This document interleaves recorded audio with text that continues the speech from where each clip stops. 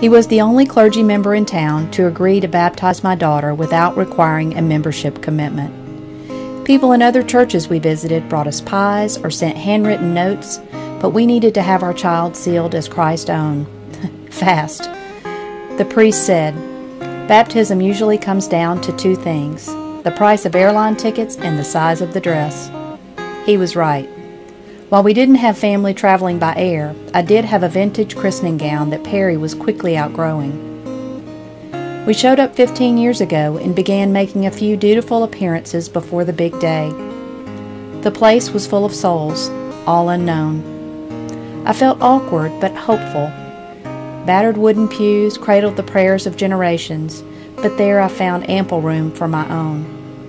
Inhaling the space and its history, I tumbled into my future.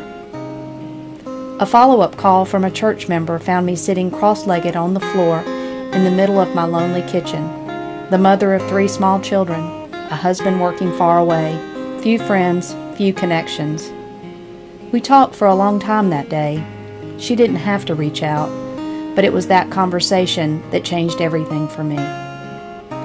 A video shot during the baptismal service shows dozens of parish members at the communion rail. Body of Christ, bread of heaven.